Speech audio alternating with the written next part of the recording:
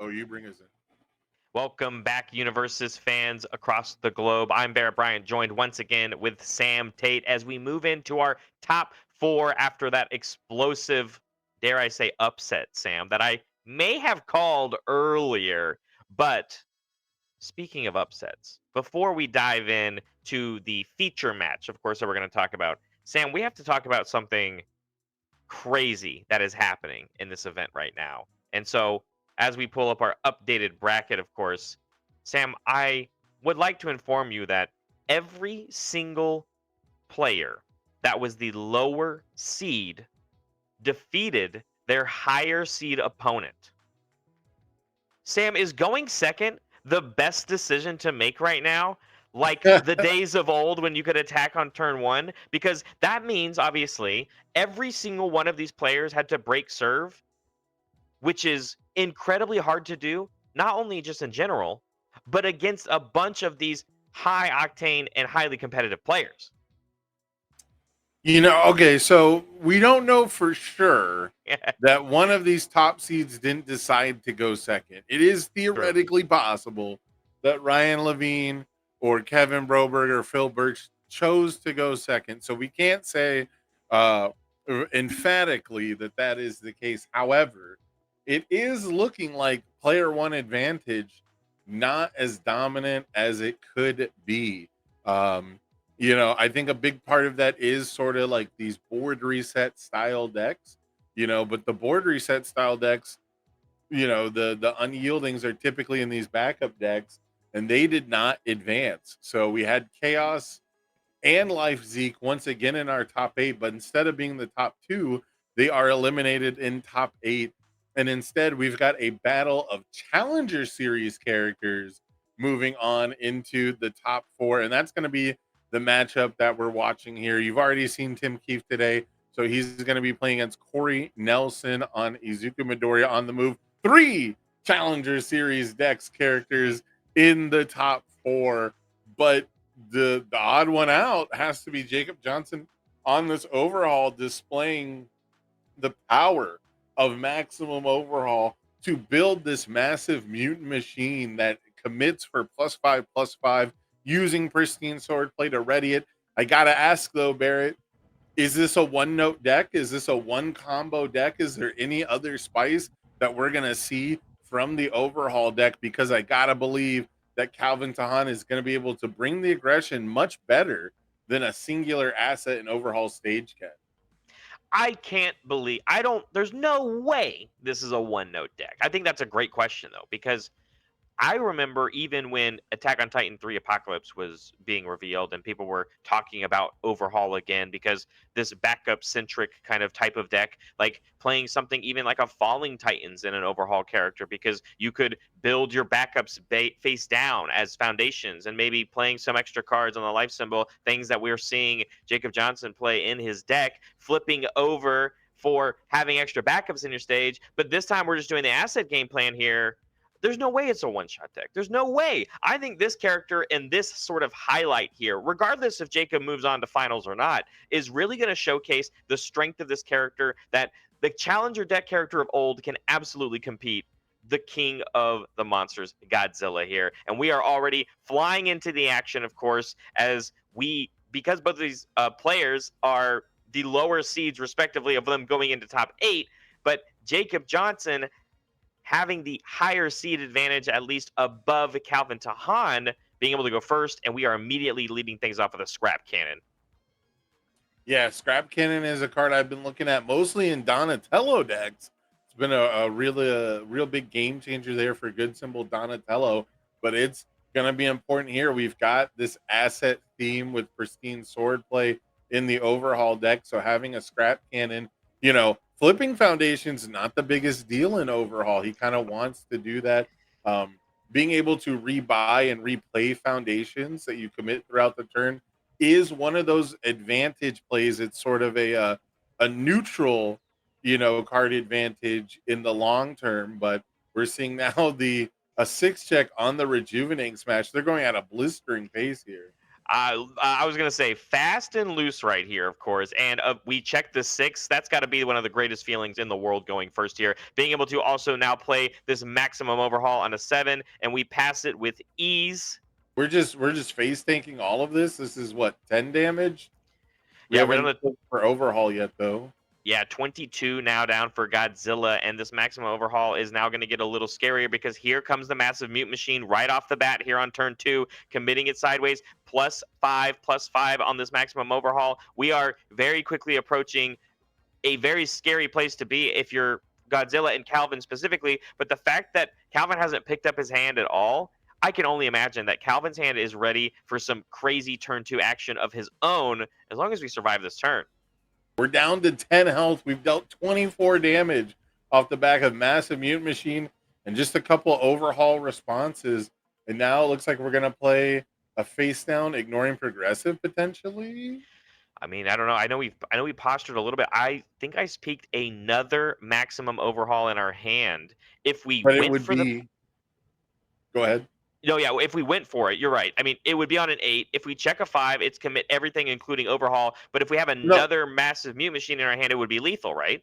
it would ignore progressive because it's being played with overhaul. For the bottom, for the stage one. But I was saying we had one also in our hand. But I think we also just Oh, got a I see. peek. I think there is also one in our stage. Yeah. But it, There's but one it in our looks. stage, but we only have 2 face downs. We're Yeah. gonna have to do some kind of trick to be able to get lethal damage here, and it looks like we just take it immediately. These are the fastest enhanced steps I've ever seen. We're down to what, 5 health for Calvin? Down to 10, I believe, still is the correct number. And instead, we decided to play that face down hiding out that we had flipped over earlier on in that turn, getting that rebuy back from the foundation, and then also this fast friendship coming through, and then holding on to the rest of the cards in our hand. But as we pass back to Calvin, leading things off with a city rampage, I think, as we, basically don't review, we're going to have access to these cards that are going to be a way to do a huge backswing. And 27 life, Sam, that's a lot easier to do than 34. Yeah, we had diamond hands on that turn before, but a 3 check turning into a 5 check means we're gonna have to commit 2 foundations here. Are we gonna get rid of our card draw? I believe so. And then which one do you get rid of? Do you get rid of the other fearsome transformation, believing in your ability to draw from the Titan Cliff?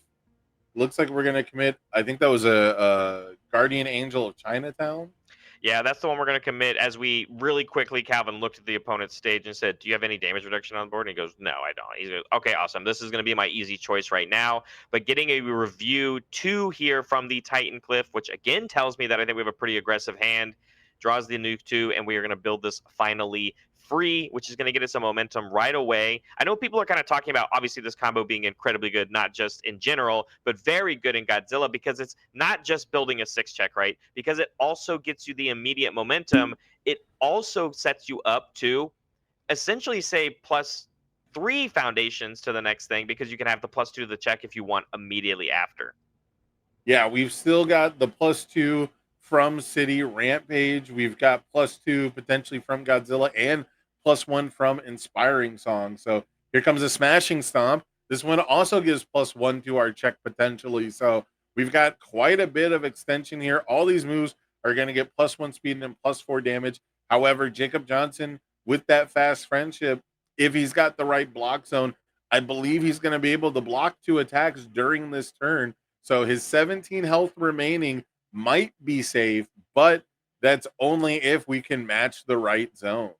Yeah, I think that's the biggest decision here on whether or not we have it because at this current rate, Jacob Johnson played a bunch of attacks on his turn 2, and Calvin just said, "I'm going to face tank all of those." We are seeing the kind of same treatment, at least right now. Calvin's now on the second attack, making a decision. If we just straight take this to the face, we would be going down to single digit health here because these attacks are all for basically 10 damage from the +3 and the 1/1 City Rampage and Godzilla, respectively. So you have to start thinking how much of your life total really, really matters in this matchup. And we're only 6.5 minutes into this game as this one is Ugh, also unblocked, getting the extra draw here. And here comes a another second smashing stomp. and This checking a one checks 5. as well. Yeah, so because plus that extra carryover you talked about, the +1 from the Smashing Stomp says we checked an 8 with the combined ability of the City Rampage, and it means the next attack is going to be easy. But this Fast Friendship coming in right now, we have more face downs, -3 speed. We're getting Inspiring Song also played here, making the decision for +1 again to our check, +4 to play the next card. So Jacob has to block this one, and then must also block whatever's coming next. Yeah, Godzilla basically playing on no progressive. These check bonuses, doing a really good pony impression. We've only committed cards for basically the first attack we played. This looks like Desperate Plea is what, a partial block? Yeah, mid block here for the partial, which does keep us alive, of course, but down to 2. And Determined Advance is going to Oh, be a very good one because this one can never have its speed or damage reduced below its printed. It's already going to come in with the 1/1 and also the +3 damage. And when you're staring across 0 cards in hand for Jacob Johnson, the only thing we can do is hard block this card with something in our stage, as we then also press the Hiding Out Enhance to unflip a secret tool that we saved for later, an actual speed reduction card. But again, it can't go below 6, Sam. yeah, and it's got EX3, which it looks like we're gonna use to pump things out. But this is real scary if you're Jacob Johnson, because it looks like we got +2 to our check to play another attack after this. So still +4 to the check, 3 cards ready. Don't even need the damage pump from Godzilla, but that is applicable while committed anyways. And we are staring down a massive lethal move.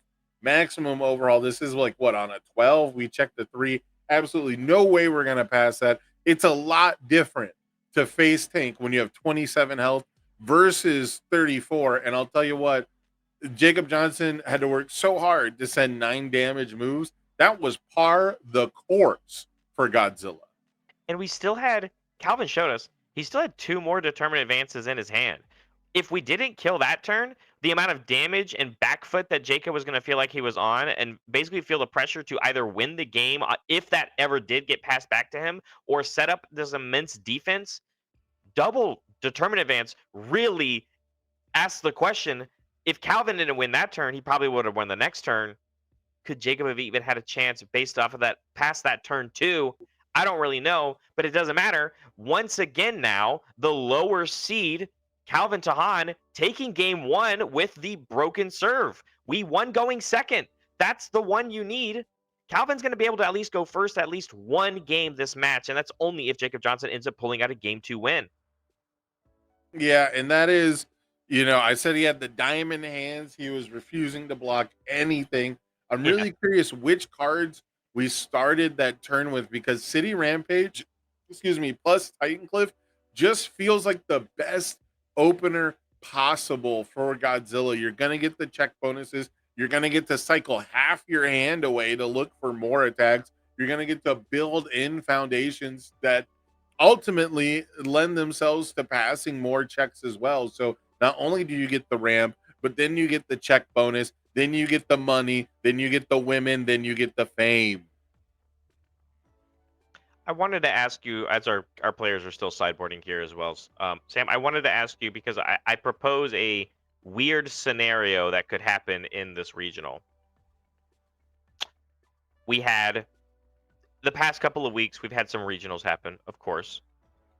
If Calvin runs it through, goes to finals, and let's say he wins, and Godzilla were to win this high octane level event with the actually probably the most decorated top 8 I've seen in an incredibly long time, if not of all time, and Godzilla wins this regional, what are your opinions on the format as a whole and in general of a aggressive 6-hand size character breaking through all of these other things that exist in the format that people are putting their focus on? Midoriya on the move, which is moving on, obviously.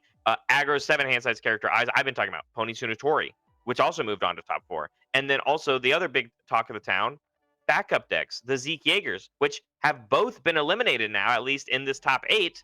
But if Godzilla were to win it, what are your thoughts on that? I don't.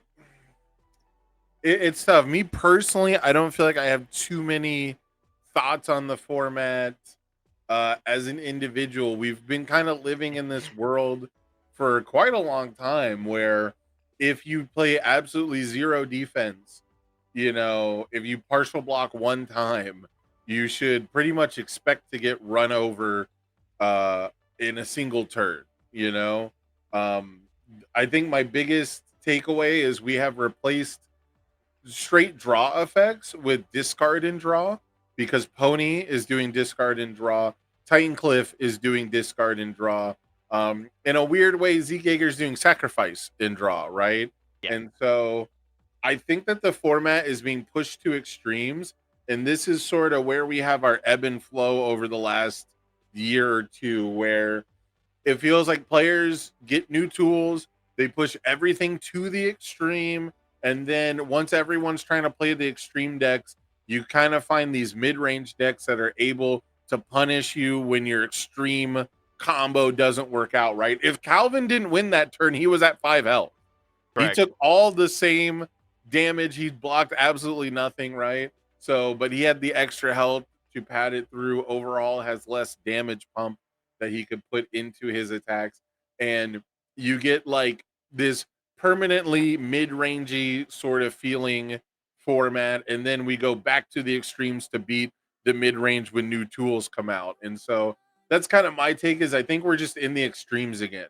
We're in the Yeah. extreme combo decks. The massive mutant machines have this extreme combo that if you have defensive asset hate available to you, you probably don't have to worry too much, right? Your rival enhances to build massive mutant machine. You enhance to flip it with a hacker or, seal it, commit it, whatever you can do to it. Um, and I think that if we get the next events that happen before Guilty Gear, we'll see players kind of push back into a mid range where they have just enough defense to survive these ridiculously aggressive turn twos, and then also win the game before these late stage falling titans, Midoriya on the moves can sort of operate.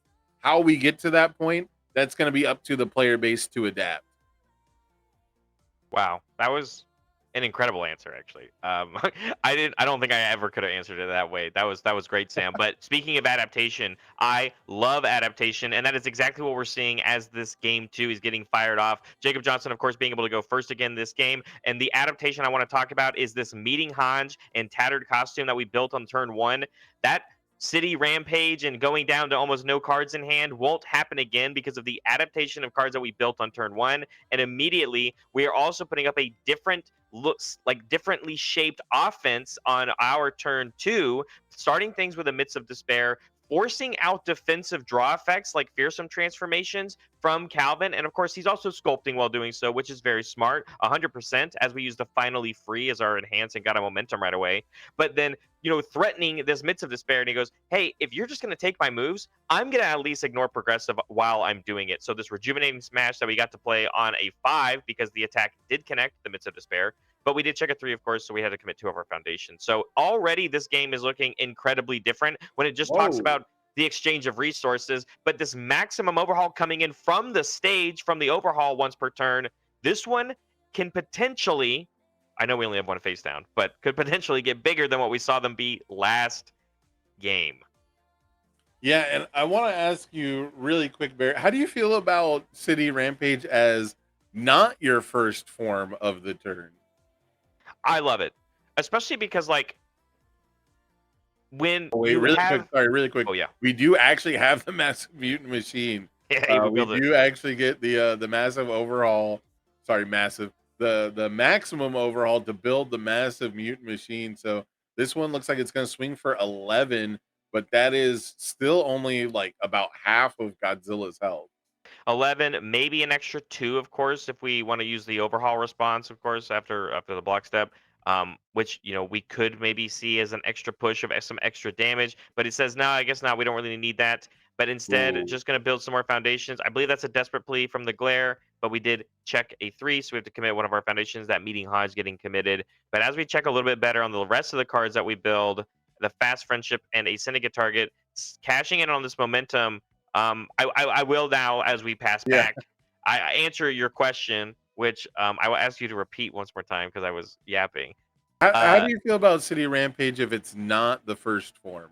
yeah, and I love it. I genuinely do love it because I think there's a world where weaving in things like City Rampage in certain matchups could help you like play against cards like Ares Smile. We're not going to see that in this scenario, but like for example, there's a real reason to do so, and I think there's also a real reason to give your opponent a false sense of security of like, well, I didn't start this turn with a City Rampage. How many attacks am I actually going to play? But if you went first attack, generate a momentum, don't press the button, don't use it, and your opponent blocks it. They block the first move that you play as Godzilla, and you go, actually, that was just the setup. Now I'll play a City Rampage as my second form. Now I'm going to get my extra checks, play a third attack or a third card in your card pool, the second attack for the turn, and you save that momentum. And now you get the ball rolling, and you made your opponent use some resources right off the bat.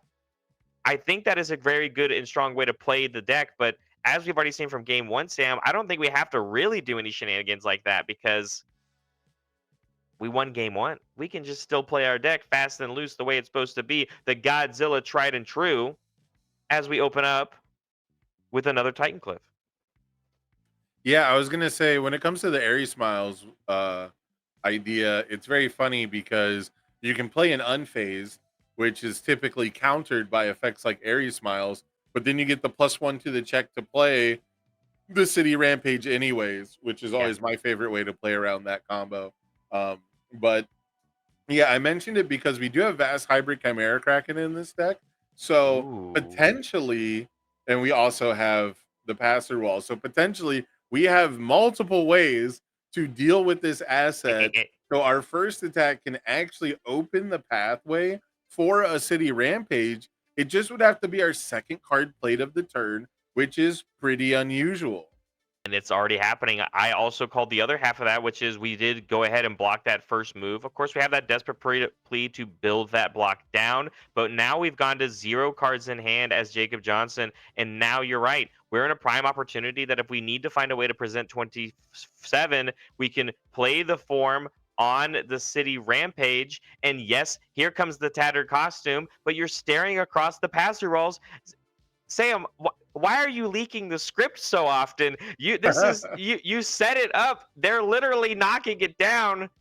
And now if you're Jacob Johnson, you're like, I don't even think I'm allowed to like attempt to respond here. Maybe this will save me from a keyword ability or something if that pass through rolls eventually gets committed or something. But you just feel like you're in this pigeonhole because you don't get to draw the card if this tattered costume gets canceled. You don't actually stop the action card because of the pass through walls.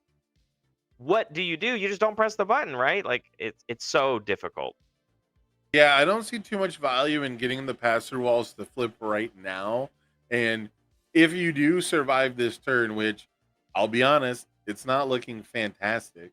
Um, but if you do survive this turn, there is the opportunity that potentially that passer walls gets committed. Maybe a scrap cannon flips it. We have target Yeah. flip via scrap cannon. So there is potential to deal with it later. There's not too much of a reason to deal with it now, but Smashing Stomp coming down, this is going to give another +1 to our check. We are again effectively ignoring progressive difficulty. And Jacob Johnson this time bringing out the low block on the scrap cannon from the stage. It looked like, was that from the stage or from that? No, that was from the hand, right? No, it was from our stage. You were It 100% was correct. We from the had stage. Okay. yeah, and wow, we even did have that Vast Hybrid Chimera Kraken that you were talking about that could have been the lead instead of this Titan Cliff. But I really do like this because the pass through walls play to play around the tattered costume is also just like builds you a foundation that it's a flip response, right? To stop not just the asset that we're talking about, but also Breaker if that came through.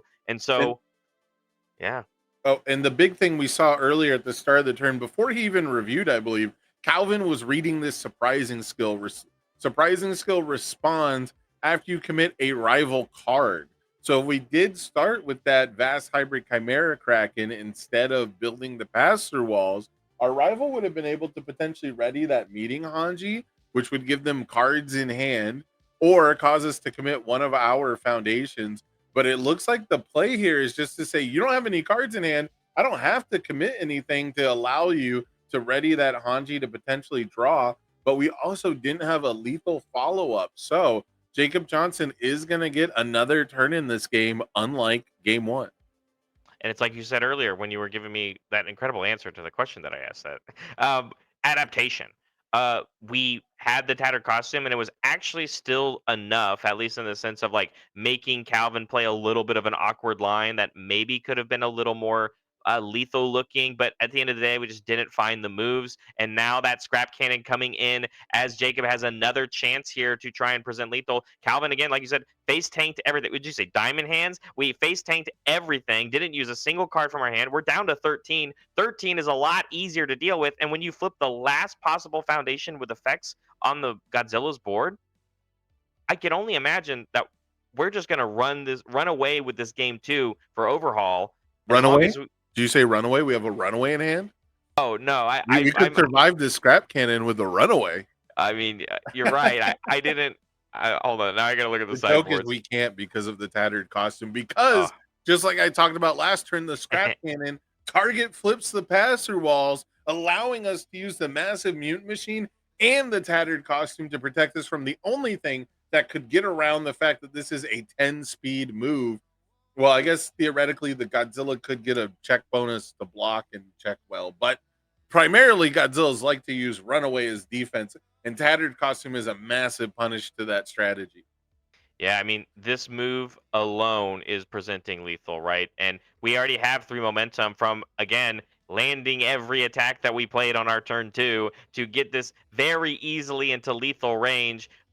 We're only using a couple of resources, of course, and we even still have that overhaul response that we haven't used a single time, I think, to not only gain another life, but give this an even extra damage. As we are going to go for the block, but we went ahead and checked a 3, even with +2 to our check, and Calvin's like, I guess I fail it. And that's going to be game 2 going to Jacob Johnson. An overhaul, the game 3 is happening, and Sam, Calvin gets to go first for the first time in this match. Yeah, no more face tanking turn 2 before we even get an opportunity to play the game. But this is going to be the all important early build. I do think Overhaul, for most of his life, has lived in that more mid rangey sort of uh play space, right? When Overhaul was at his peak popularity. He was an incredibly hard deck to kill, but they typically were not full walling the opponent out, right? They weren't blocking every move. They weren't DRing everything down to 0 and things like that. They were doing a little bit of life gain shenanigans here and there. They were blocking the important ones. They were always having the right block zone, meaning you couldn't string them out in one turn back in the day. But it's a different world. It's a different format. We've got different tools. I don't know if Jacob Johnson can afford on defense on the play to overplay his hand the way that Overhaul typically likes to do. He likes to get down to no cards in hand, and he likes to bait the opponent into overextending, and then you can punish with these high impact plays like maximum overhaul, ignoring progressive. Previously, the repeated 100% of the world ignoring progressive, but now it's all about that massive mutant machine. It's all about the pristine sword play to be able to ready it, and it's all about that scrap cannon, which we saw becomes absolutely disgusting when you've got any ability to fuel that powerful. So we could see sort of a mirror of game 1 here, where where the player who goes first doesn't necessarily have the advantage based on where the life totals end at the end of turn 2.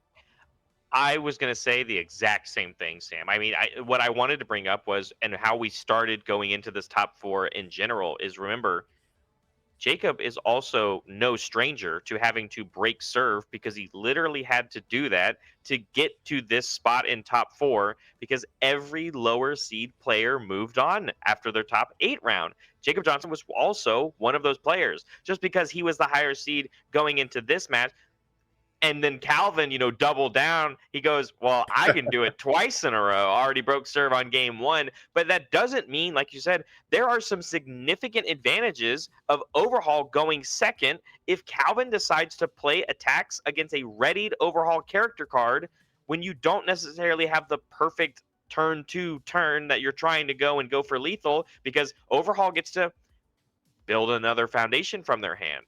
They get to play a card from their stage after the stuff they've already built and set the stage back up with these random face downs that could either be attacks for later or even more copies of Massive Mutant Machine that we could unflip with things like Falling Heel Strike. So I don't disagree with you, Sam. There could be really that mirror that you're talking about of the actual benefits of going second being shown here. And I think this turn one build is also pretty important.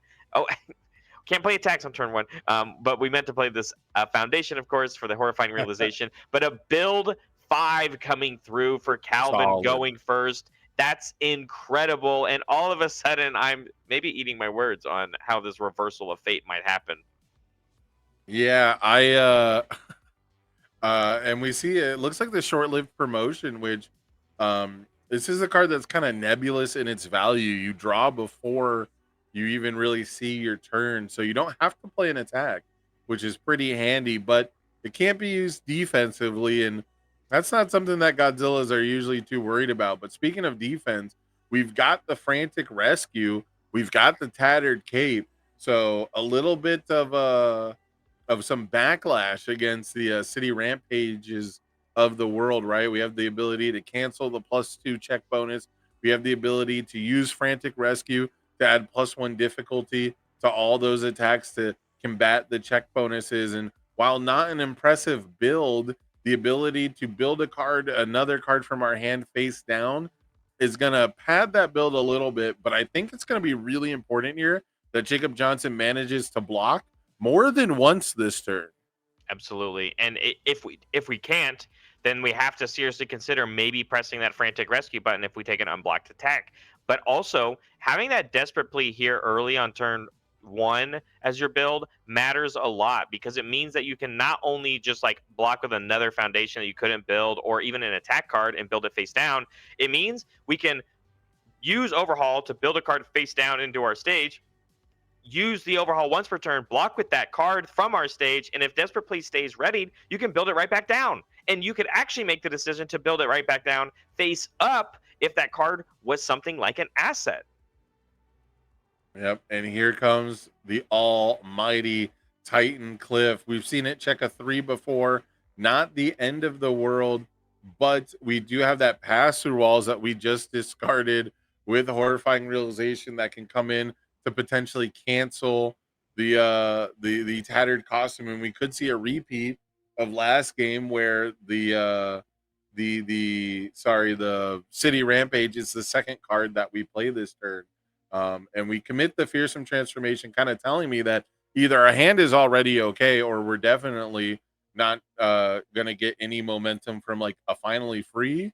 But I don't know. I don't know where Calvin's going with this turn. That 3 check could have changed his entire game plan.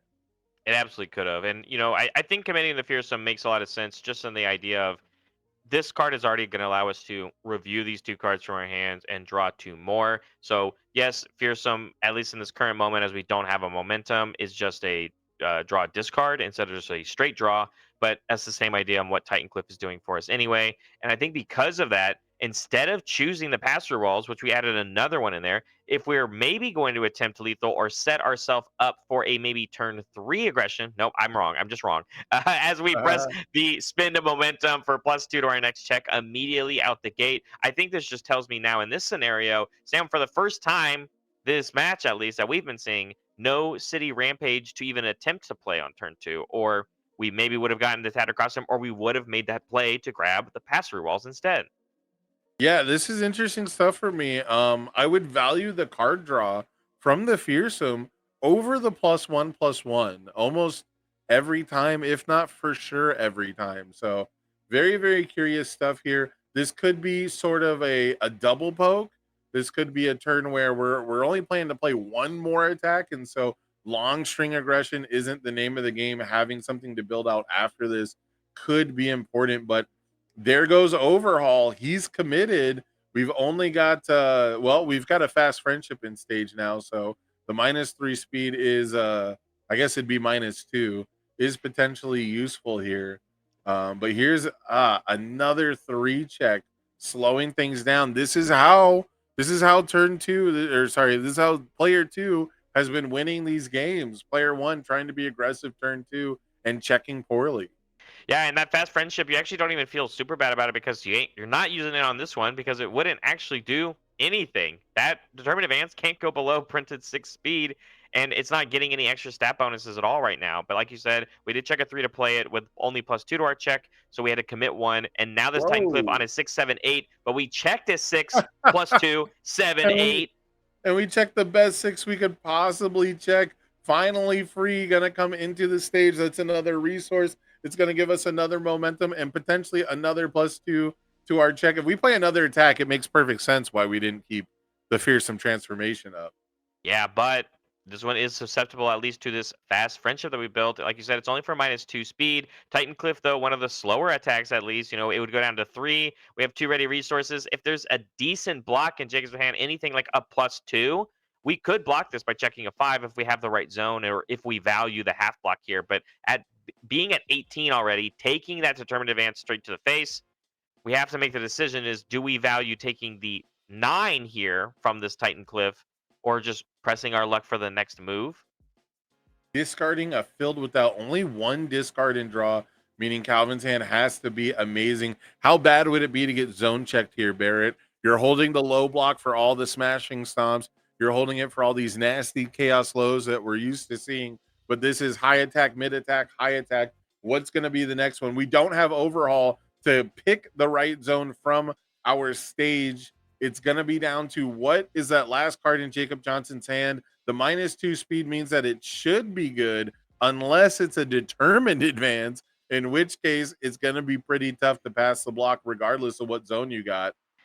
Here it is. Here's the low. Is that last card in Jacob Johnson's hand that low for the full block here? But I mean, if it is a mid, at least we are still allowed to partial and live. We have the 0 low. Talk about one of the better ones we could have played. We didn't even feel like we needed to press the fast friendship button, meaning we have it for later. Takes the full block. We have to lose the 1 because of what Syndicate target says. But with only +1 to our next check because of the effect on the smashing stomp, 3 ready resources. We're still going to go for it. 5, 6, 7, Oh, 8, 9. Checks a 6, 7, 8, 9. Taps out. You're out of cards in hand. The unyielding destruction. The 2 mid for 9 being enough because even though it's slow, you don't have any cards to block with. That's game 3 in the match going to Calvin Tahan on Godzilla, King of the Monsters. this proves it, Barrett. Unyielding Destruction is the best attack in the deck. It's the best attack in the format. It's proof right there. It's in the pudding. Unyielding Destruction winning the game for Calvin Tahan, but not in the way that you might expect. And that we saw him commit that fearsome transformation, and that was it. That was the tell that said, "My hand is amazing." We discarded 2 cards and then 1 card from the Titan Cliff. So he had it all along. He had it in the bag, and most importantly, he had the control checks. And Yeah. Yeah. was that 2 turn 2 kills? Back to back turn 2s? Um the overhaul one was a turn 3, right? Oh, I I thought. meant for Calvin's wins. Oh, Game 1 and oh game yeah, 2. yeah, yeah, for sure. That's what happened. Yeah, yeah, that makes sense. But and you ready? The second one, I think we have to really talk about it, right, Sam?